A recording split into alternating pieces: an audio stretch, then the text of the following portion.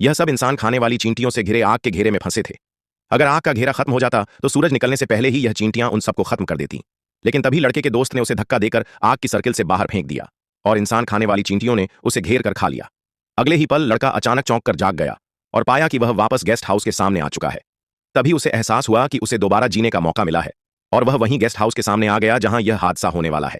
उसने अपने पैरों के पास चींटियां देखी तो घबराकर जोर से चिल्लाने लगा और सबको कहा कि यहां से तुरंत निकलना होगा।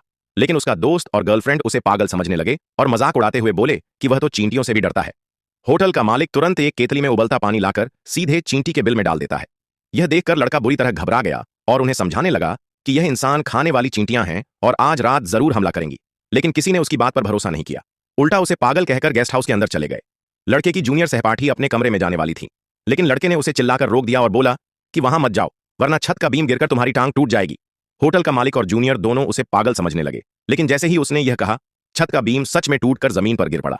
जूनियर पूरी तरह हैरान रह गई। अगर लड़के ने उसे रोका ना होता तो वह जरूर घायल हो जाती।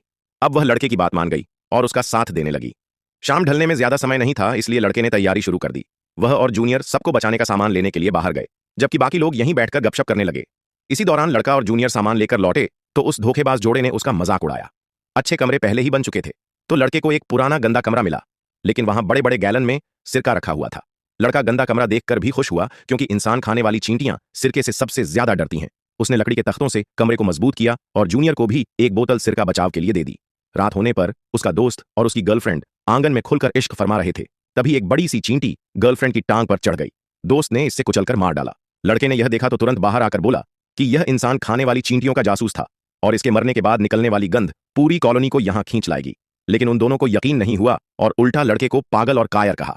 गर्लफ्रेंड और दोस्त की यह बेहुदा बातें सुनकर लड़का गुस्से से सीधे दोस्त के चेहरे पर मुक्का मार देता है। दोनों में मारपीट शुरू हो गई। तभी होटल का मालिक आ गया और मामला सुलझाने के लिए छोटी सी पार्टी करने की बात की। वह लोग आंगन में बैठकर पीने खाने लगे और लड़का समय देख रहा था।